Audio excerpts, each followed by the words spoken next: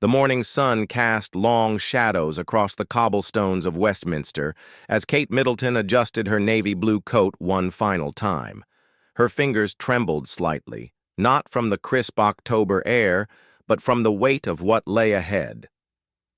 Today would mark her first major public engagement since receiving news that would change everything she thought she knew about royal protocol. 3 weeks earlier, Kate had been sitting in her private study at Kensington Palace when her personal secretary knocked softly on the door. The woman's face carried an expression Kate had learned to recognize over her years as a royal, the careful mask worn when delivering news that could not wait but should not be rushed. "Your Royal Highness," the secretary began, her voice measured and professional. "We've received word from Buckingham Palace. There's been a development regarding next week's memorial service." Kate set down her teacup and gave her full attention. Memorial services were always delicate affairs, steeped in tradition and requiring careful attention to every detail. This particular service was to honor fallen servicemen and women, an event close to Kate's heart given her work with military families. "The Queen will be attending," her secretary continued, "but there have been some adjustments to the usual protocol." Kate frowned slightly. Protocol was the backbone of royal life, each gesture and movement choreographed to perfection. Changes were rare and usually significant. "What kind of adjustments?" The secretary cleared her throat delicately. "Her Majesty has been experiencing some mobility challenges lately." "Nothing serious," she added quickly, "but the palace medical team has suggested certain modifications to reduce physical strain." Kate nodded, understanding immediately. At 96, the Queen had shown remarkable resilience, but even she was not immune to the passage of time. The image of the monarch standing for lengthy periods during formal ceremonies was as iconic as the crown jewels themselves, but Kate could see how such demands might become burdensome. "They're asking family members to be particularly mindful of opportunities to ease the situation without drawing attention to it," the secretary explained. Carefully, Kate understood the delicate balance being requested. The Queen's dignity and public image were paramount, but so was her comfort and well-being.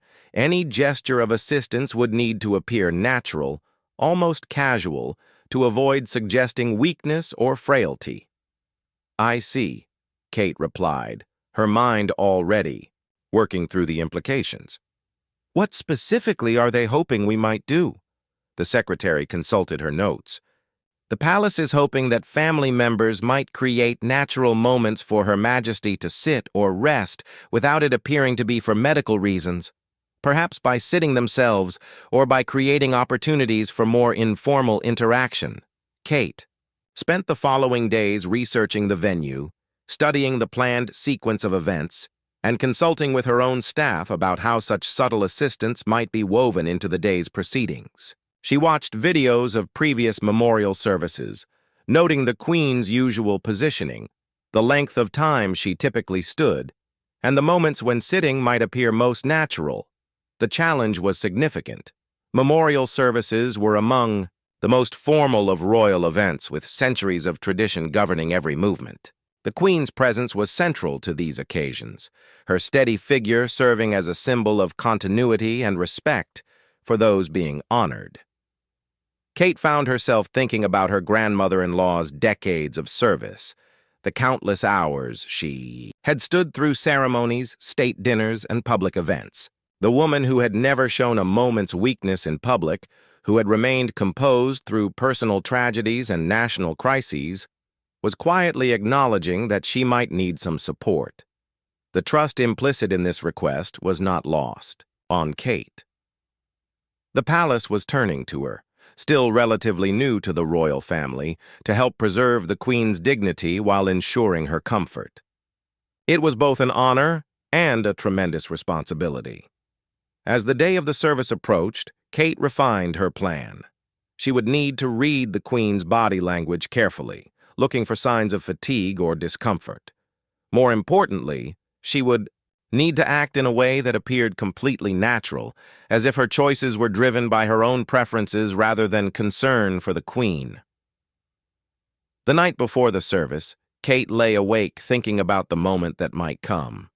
She imagined herself at the Queen's side, perhaps during the wreath-laying ceremony or while listening to the readings. Would there be a natural opportunity to suggest sitting together? Could she create a moment of connection that would give the Queen permission to rest? Her husband William had been supportive but cautious when she explained her intentions. "Just remember," he had said, "grandmother values dignity above comfort. Make sure whatever you do feels authentic to who you are, not like you're managing her." Kate knew he was right. The Queen had an uncanny ability to sense when people were treating her differently, and she rarely appreciated it.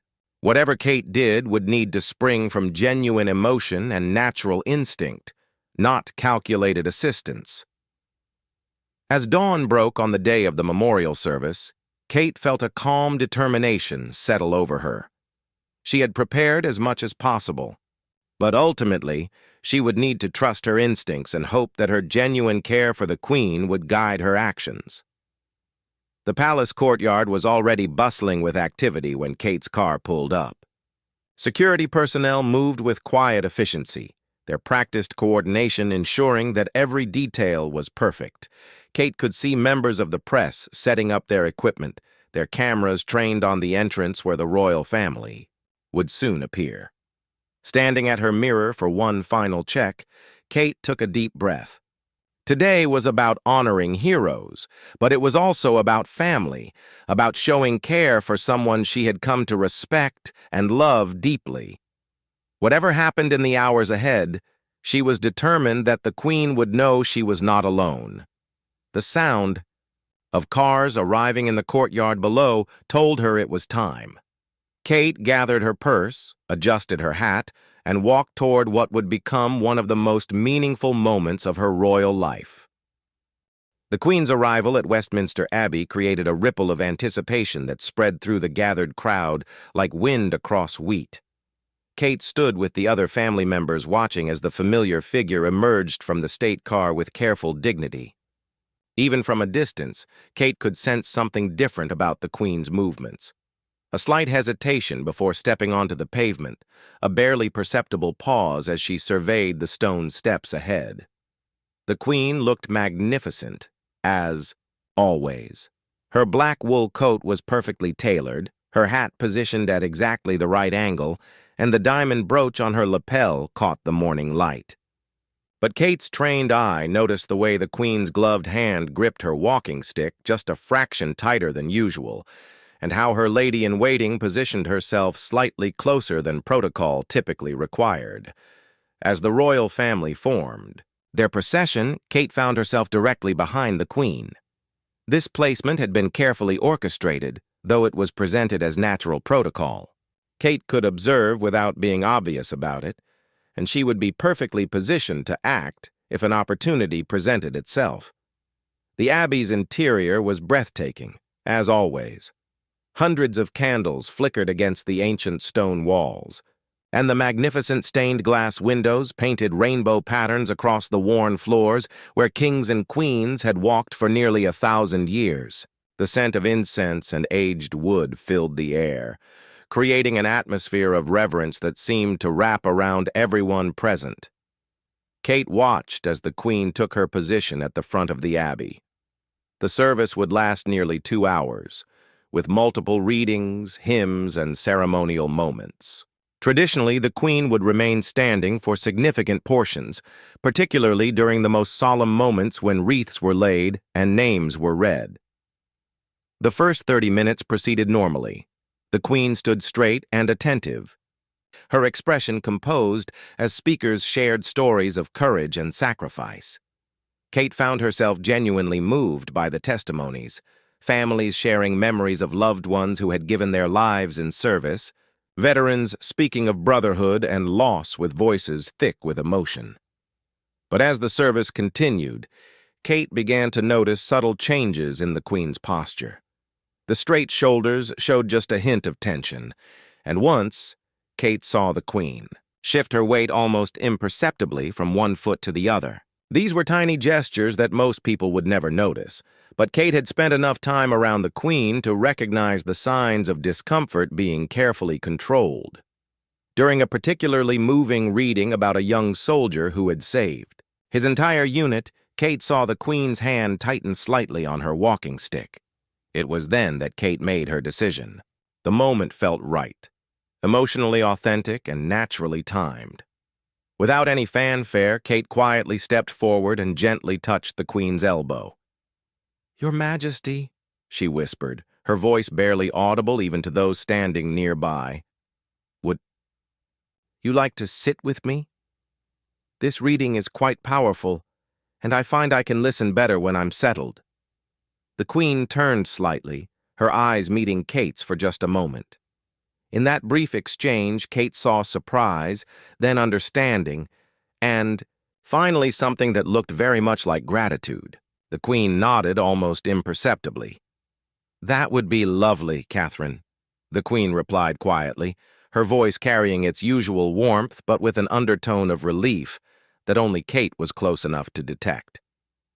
Together they moved to the chairs that had been positioned nearby, ostensibly for use during the longer readings, but actually placed there specifically for this possibility. Kate sat first, making the movement appear to be her preference rather than an accommodation for the Queen. The Queen followed, settling into her chair with a grace that made the transition look entirely natural. What happened next surprised even Kate. As they sat together, listening to the continuing tribute, the Queen reached over and gently patted Kate's hand. It was a small gesture lasting only a few seconds, but it conveyed volumes. The Queen was not just accepting Kate's assistance, she was expressing appreciation for the way it had been offered. Around them, the service continued without interruption. Most attendees probably assumed the two women had always planned to sit during this portion of the ceremony. The photographers captured images of the Queen and Kate sitting together, but the pictures would simply show two family members sharing, a respectful moment during a solemn occasion. For Kate, however, the moment was transformative. She had successfully navigated one of the most delicate situations of her royal life, but more importantly, she had been able to offer genuine comfort to someone she cared about. The Queen's small gesture of gratitude had conveyed more than any formal acknowledgement could have. As they sat listening to the readings, Kate found herself thinking about the nature of family. She had married into the royal family as an outsider, someone who had to learn its complex traditions and unspoken rules. But in this quiet moment, sitting beside the Queen in mutual understanding, she felt truly accepted. Not just as William's wife or as a representative of the crown, but as someone trusted with the family's most private needs. The reading concluded, and both women stood as the next portion of the service began. The Queen appeared refreshed, her posture once again straight and strong. She gave Kate the slightest nod, acknowledgement that the brief rest had been welcome and beneficial. The remainder of the service proceeded smoothly. The Queen participated fully in all the ceremonial elements, laying wreaths and observing moments of silence with her usual dignity. But twice more during the ceremony, she and Kate sat together during longer readings, establishing a pattern that appeared entirely natural to observers. After the final hymn, as the royal family prepared to leave the abbey, the Queen paused beside Kate. "Thank you, my dear," she said simply, her words meant for Kate alone. "That was beautifully done."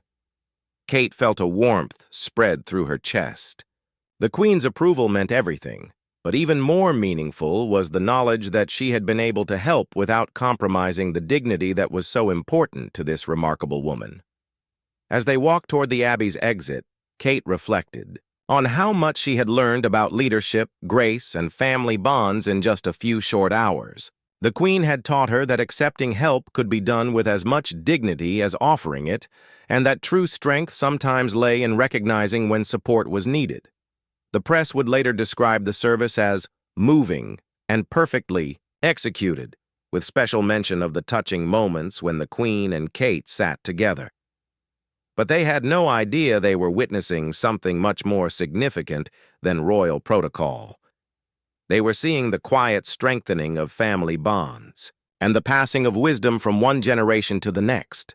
The days following the memorial service brought an unexpected development that Kate had not anticipated. Word of her thoughtful gesture had quietly spread through the palace staff, not as gossip, but as something more significant, a recognition that she had demonstrated the kind of intuitive understanding that marked someone truly suited for royal life. Kate first became aware of this shift during her weekly briefing with her private secretary. As they reviewed upcoming engagements, the woman mentioned that several requests had come from Buckingham Palace for Kate's involvement in events where the Queen would be present. "It seems," her secretary explained with a knowing smile, "that your presence has become quite valued for certain occasions." Kate understood immediately.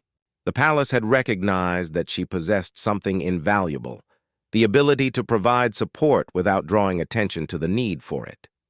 This was a skill that could not be taught or commanded. It had to arise naturally from genuine care and acute observation. The first test of this new dynamic came just 2 weeks later at a garden party at Buckingham Palace. These events were traditionally demanding for the Queen, who would spend hours walking through crowds, greeting guests, and standing for photographs. On this particular afternoon, the weather was warm, and nearly 800 guests had gathered on the palace lawns. Kate arrived early and spent time reviewing the planned route with the Queen's equerry. She noted where chairs had been positioned, where natural stopping points might occur, and where the Queen might find brief moments of respite without it appearing intentional. When the Queen emerged onto the terrace overlooking the garden, she looked radiant in a pale yellow dress and matching hat. But Kate, now attuned to reading the subtle signs, noticed the slight tightness around the Queen's eyes that suggested she was already feeling the weight of the afternoon ahead. The first hour of the garden party proceeded traditionally. The Queen moved gracefully through the crowds, pausing to chat with veterans, charity workers, and community leaders. Kate followed at a respectful distance, engaging with guests herself while keeping one eye on the Queen's progress. It was during a conversation with a group of nurses that Kate noticed the Queen pause slightly, her hand resting more heavily on her walking stick. The moment lasted only seconds, but it was enough. Kate smoothly concluded her own conversation and moved toward the Queen's position. "Your Majesty," Kate said as she approached, "I've just been speaking with some fascinating people near the Rose Garden. Would you like to meet them?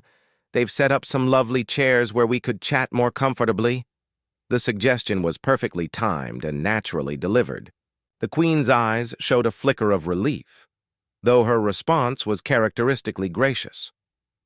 "What a lovely idea, Catherine. I would enjoy that very much." As they walked toward the Rose Garden together, Kate maintained a steady stream of conversation about the people they were about to meet, giving the Queen time to collect herself without any awkward silence. The transition to sitting appeared completely organic, as if they had always planned to spend this portion of the party in the garden's more intimate setting. What Kate hadn't anticipated was how this moment would affect the other guests. Rather than feeling disappointed that the Queen was sitting instead of circulating, people seemed drawn to the more relaxed atmosphere. Conversations became deeper and more meaningful. The Queen, visibly more comfortable, was able to engage more, fully with each person who approached. Children who had been shy about meeting the Queen found her more approachable when she was seated at their eye level. Elderly guests appreciated not having to strain to speak with her. The quality of interaction improved dramatically, even though the format was less formal than usual. Kate watched this transformation with growing amazement. By creating space for the Queen to be comfortable, she had inadvertently created space for everyone to be more authentic. The rigid formality that sometimes made royal events feel stilted had given way to genuine warmth and connection. An elderly, Gentlemen who had served in the Royal Navy during World War II spent 20 minutes sharing stories with the Queen, both of them laughing at his tales of shipboard life. A young girl receiving treatment for cancer presented the Queen with a drawing she had made, and they spent several minutes discussing the flowers depicted in the artwork. These interactions, Kate realized, were far more meaningful than the brief handshakes and formal exchanges that typically characterized large royal events. The Queen was able to truly connect with people instead of simply greeting them. As the afternoon progressed, other members of the royal family began to notice the different dynamic around the Queen. Prince William arrived with their children, and Kate watched as he immediately understood what was happening. Without any discussion, he began directing conversations toward the rose garden, naturally drawing people into the more relaxed space Kate had created. "Mummy," Princess Charlotte said loudly enough for nearby guests to hear, "can we sit with Great-Granny? My legs are tired from walking around." Kate smiled at her daughter's unwitting assistance. Charlotte's innocent request provided perfect cover for the Queen to remain seated without anyone questioning why. "Of course, darling," Kate replied, settling Charlotte onto her lap while Prince George positioned himself near the Queen's chair. The presence of the children transformed the gathering completely, making it feel more like a family picnic than a formal state occasion. The Queen's face lit up as she watched her great-grandchildren interact with guests. George gravely shook hands with a war veteran and asked him about his medals, while Charlotte charmed a group of charity volunteers with her questions about their work with animals. Kate noticed that the Queen's posture had relaxed considerably. The tension she had observed earlier was gone, replaced by genuine joy as she watched her family engage naturally with the public. This, Kate realized, was what the Queen truly valued. Not the rigid protocols that had governed so much of her life, but the authentic connections that reminded her why her role mattered. As the garden party drew to a close, the Queen turned to Kate with an expression of deep satisfaction. "This has been one of the most enjoyable garden parties I can remember," she said quietly. "Thank you for helping me see that sometimes the best way to serve people is to simply be present with them." Kate felt a surge of emotion at these words. The Queen, who had dedicated her entire life to duty and service, was acknowledging that Kate had helped her discover a new way to fulfill her role, one that honored both her responsibilities and her human needs. The success of the garden party marked a turning point in Kate's relationship with the Queen and in her understanding of her own role within the royal family. She had learned that true service sometimes meant challenging tradition, that dignity could be maintained while acknowledging human limitations, and that the most powerful moments often arose from the simplest gestures of care. The invitation arrived on palace letterhead, formal and elegant as always, but Kate sensed something different about this particular request. The Queen was personally inviting her to afternoon tea, not a working meeting, not a formal briefing, but a private conversation between two women who had developed an unexpectedly deep understanding. Kate arrived at Buckingham Palace on a gray November afternoon, the kind of day that made the palace's warm, golden interior feel especially welcoming. She was led to the Queen's private sitting room, a space she had visited only a handful of times before. Unlike the grand staterooms designed to impress visitors, this room felt intimate and personal, filled with photographs of family and mementos, collected over decades of service. The Queen was already seated when Kate arrived, wearing a simple lavender cardigan and skirt that made her look more like someone's beloved grandmother than the sovereign of 16 nations. A tea service had been laid out on the small table between two comfortable armchairs, complete with delicate china cups and a selection of sandwiches and cakes. "Catherine, dear, please sit," the Queen said, gesturing to the chair across from her. "I thought it was time we had a proper conversation."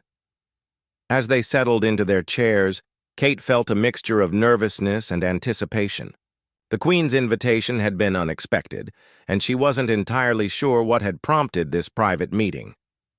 I want to talk to you about something important, the Queen began, pouring tea with the same careful attention she brought to everything else. What happened at the memorial service and again at the garden party, that wasn't just kindness, Catherine. That was wisdom. Kate felt her cheeks warm slightly. She had acted purely from instinct, driven by genuine concern rather than any calculated plan. I've been thinking a great deal about those moments, the Queen continued, handing Kate her cup and saucer. About what they revealed. Not just about you, but about what this institution needs as it moves forward. Kate sipped her tea, waiting for the Queen to elaborate. The afternoon light filtering through the tall windows cast gentle patterns on the carpet between them. For 70 years, the Queen said thoughtfully, I have carried this role in a particular way. It was the way I was taught, the way my father did it, and his father before him. Duty above all else. Never show weakness. Never acknowledge limitation. Never let the public see that the crown is worn by a human being. Kate nodded, understanding the weight of such expectations. She had observed this approach firsthand, admiring the Queen's unwavering dedication, even as she sometimes worried about its personal cost. But you, the Queen continued, her eyes meeting Kate's directly, you showed me something I had not considered. You demonstrated that caring for the person wearing the crown might actually strengthen the crown itself. Kate set down her cup carefully, moved by the Queen's words but also aware of their significance. This conversation felt like more than a personal exchange. It felt like the transfer of important knowledge.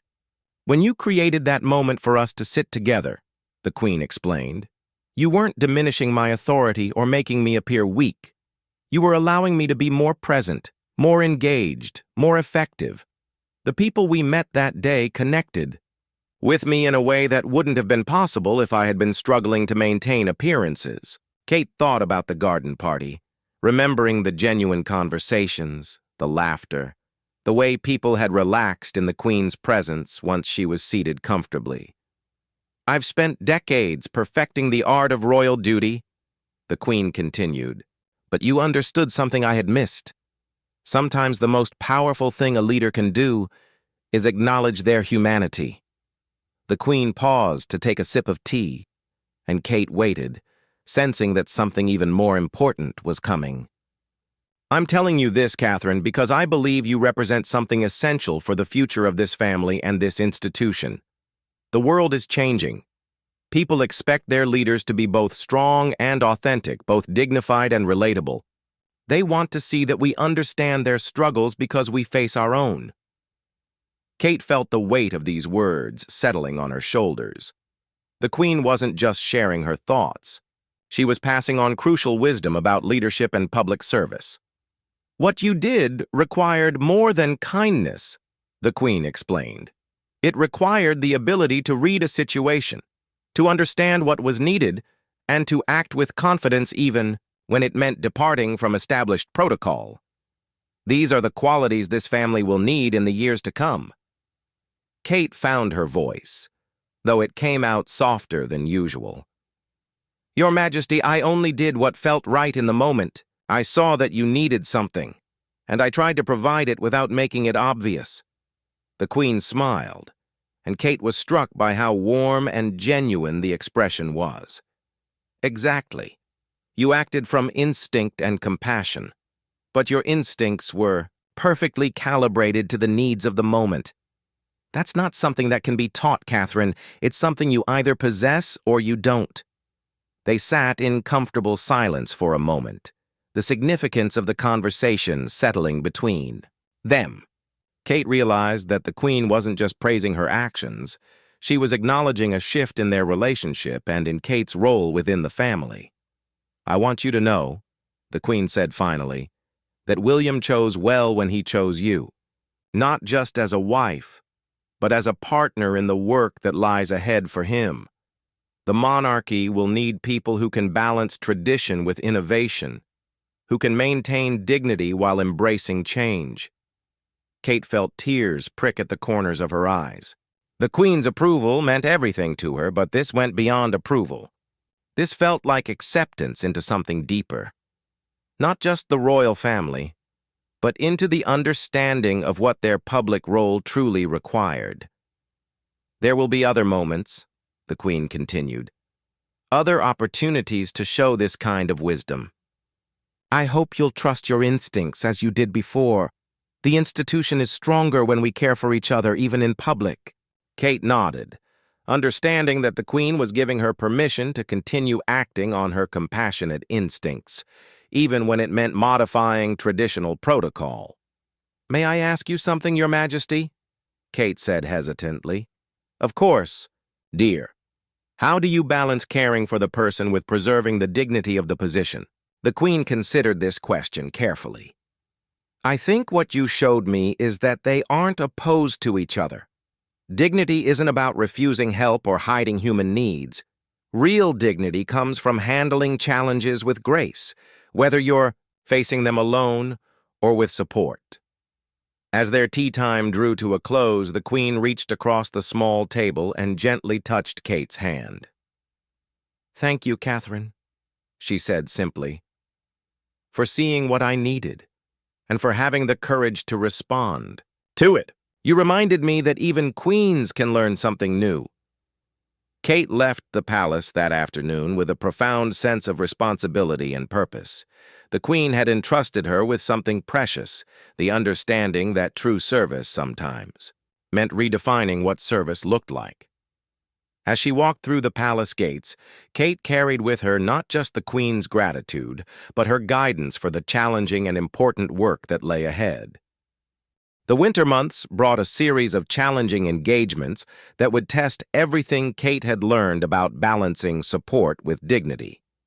The Queen's calendar remained full despite her advancing age, and Kate found herself increasingly involved in events where her presence could make the difference between exhaustion and grace. The most significant test came with the announcement of a special service to mark the 70th anniversary of the Queen's coronation. Westminster Abbey would once again be the setting, but this time the ceremony would be even more elaborate than the memorial service where Kate had first intervened. The service would last 3 hours, with multiple processions, lengthy readings, and extended periods of standing. Kate knew this event would push the Queen to her limits. The symbolic importance of the coronation anniversary meant that every detail would be scrutinized by the media and the public. There could be no obvious accommodations, no apparent modifications to tradition. Yet Kate also knew that 3 hours of standing and ceremonial duties would be nearly impossible for anyone of the Queen's age. The solution, when it came to Kate, was both simple and revolutionary. Rather than trying to create moments for the Queen to sit, Kate would need to reimagine the entire event to naturally incorporate more varied positioning and movement. Kate requested a private meeting with the Archbishop of Canterbury, who would be conducting the service. She approached the conversation carefully, framing her suggestions as enhancements to the ceremony's meaning rather than accommodations for the Queen's comfort. Your Grace, Kate began, I've been thinking about ways to make this anniversary service more reflective and contemplative. What if we incorporated some seated meditation periods, moments where the congregation could truly absorb the significance of what we're celebrating? The Archbishop, a thoughtful man who had worked closely with the royal family for years, immediately understood what Kate was suggesting. That's a beautiful idea, he replied. The coronation was about service and dedication. Perhaps we should create space for the congregation to reflect on those themes. Together, they redesigned portions of the service to include what they called contemplative interludes, periods where readings would be given from the pulpit, while the congregation, including the Queen, would be seated in prayer and reflection. These moments would appear to be deliberate spiritual elements rather than practical accommodations.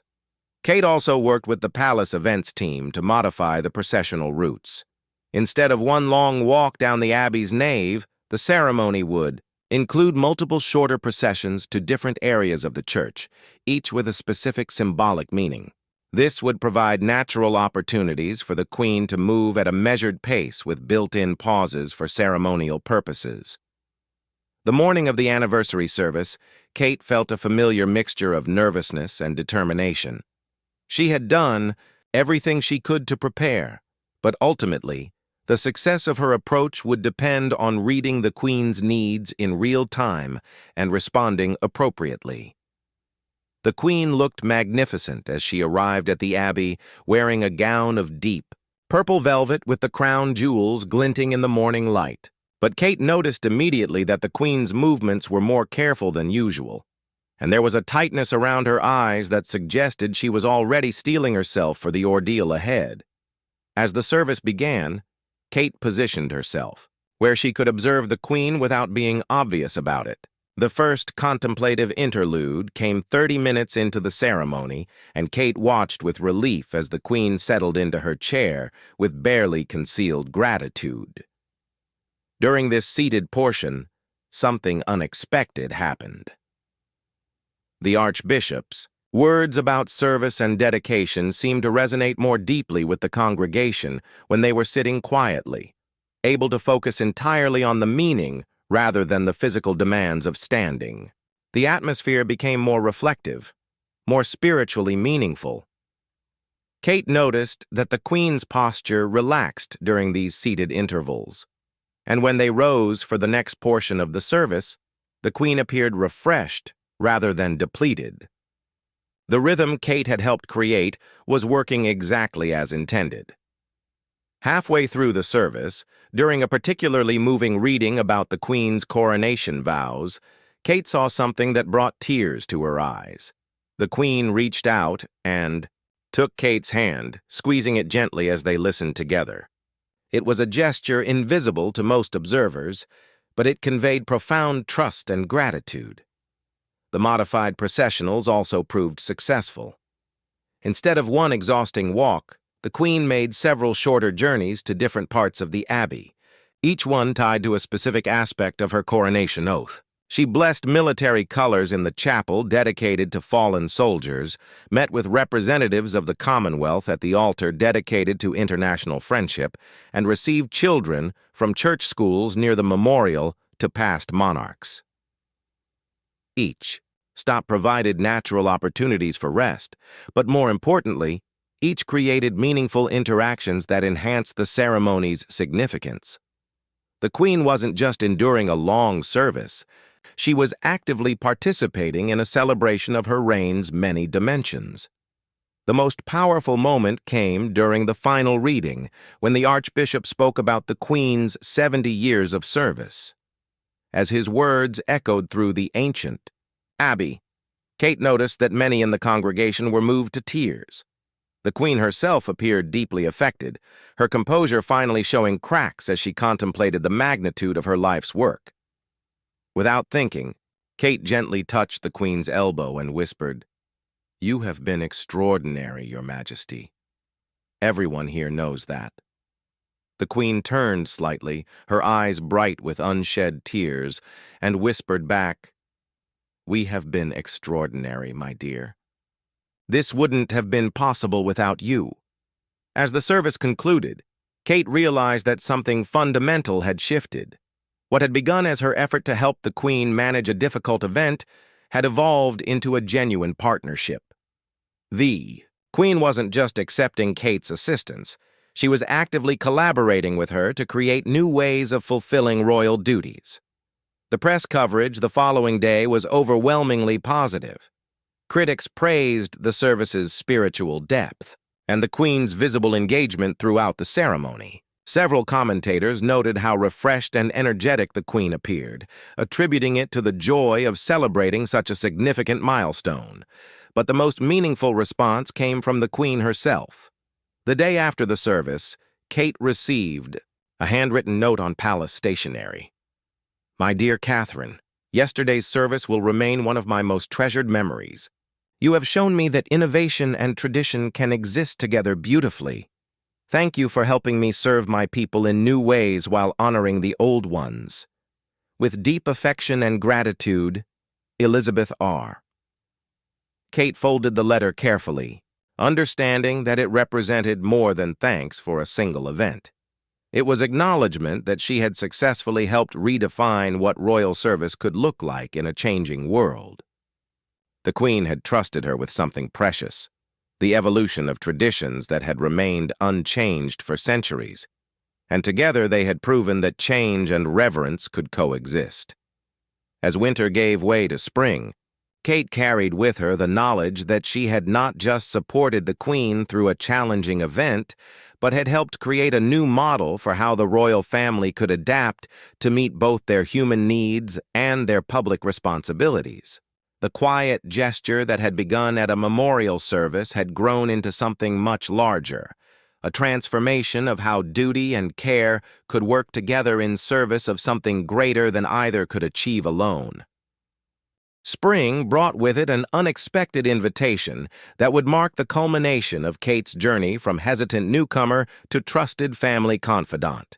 The Queen requested Kate's presence at Balmoral Castle, not for a formal engagement or public event, but for what the invitation described simply as a private weekend to enjoy the Scottish countryside. Kate understood immediately that this was more than a casual invitation. Balmoral was the Queen's most personal retreat, the place where she felt most herself, away from the formalities and pressures of official life. To be invited there privately was a profound honor, one that signaled complete acceptance into the Queen's inner circle. The drive through the Scottish Highlands to Balmoral took Kate's breath away. Rolling purple heather stretched across the hills, and ancient forests lined the winding roads that led to the castle. As her car passed through the estate gates, Kate felt a sense of anticipation mixed with deep gratitude for how far she had come since that nervous morning at Westminster Abbey months earlier. The Queen was waiting in the castle's entrance hall when Kate arrived, dressed in comfortable tweeds and walking boots rather than her usual formal attire. She looked more relaxed than Kate had ever seen her, and her smile was warm and genuine as she welcomed her guest. "Catherine, my dear, how wonderful that you could come," the Queen said, embracing Kate with an affection that would have been unthinkable in any public setting. "I thought we deserved some time together without any ceremonies to manage or protocols to observe." They spent the first evening by the fire in the Queen's private sitting room, a cozy space filled with family photographs and comfortable furniture that showed the wear of decades of use. Over dinner, they talked about everything except royal duties: Kate's children, the Queen's beloved corgis, books they had both enjoyed, and memories of Scotland's changing seasons. It was during this relaxed conversation that Kate began to see the Queen as she truly was beneath all the formal roles and public expectations. She was a woman who delighted in simple pleasures, who worried about her family, who found joy in the natural world around her. The weight of the crown seemed to lift from her shoulders in this private space, revealing someone Kate found herself genuinely enjoying as a person, not just respecting as a monarch. The next morning brought the weekend's most significant moment.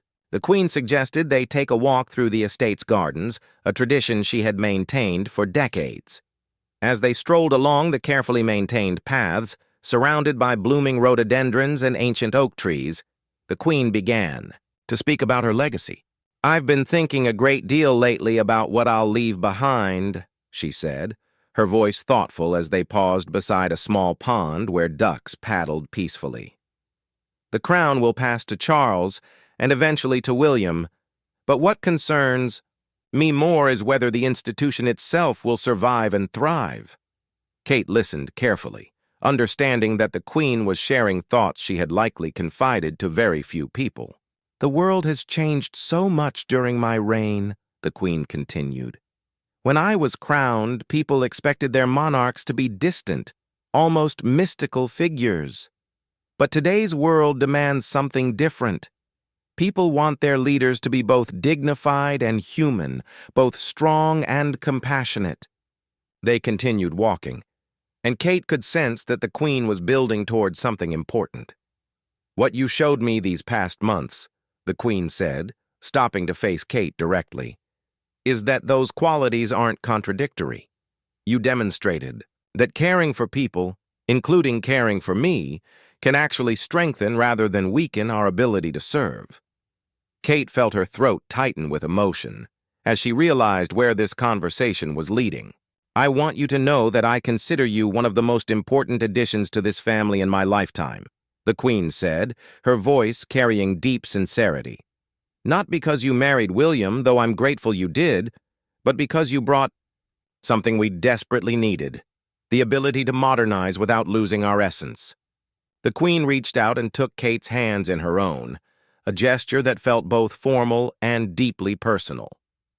I'm asking you to promise me something, Catherine.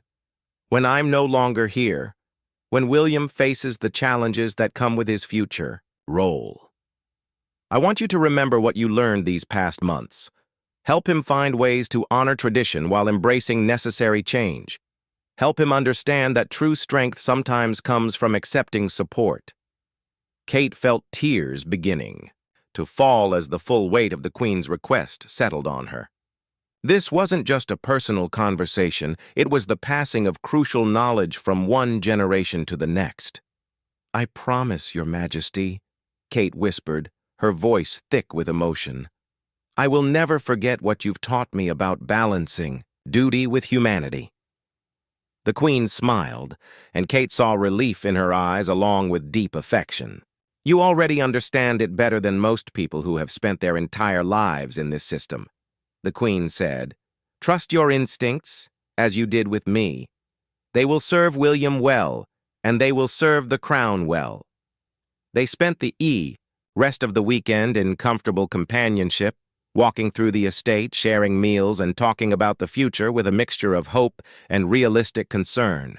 Kate found herself storing away every detail of these conversations, understanding that she was receiving irreplaceable guidance from someone who had navigated the complexities of royal life for longer than anyone in history. On their final evening, together as they sat once again by the fire, the Queen made one last observation that would stay with Kate forever. You know, my dear, when I first saw you at William's side, I wondered whether you would be able to handle this life. It's not easy being married to the future king. But I realize now that I was asking the wrong question.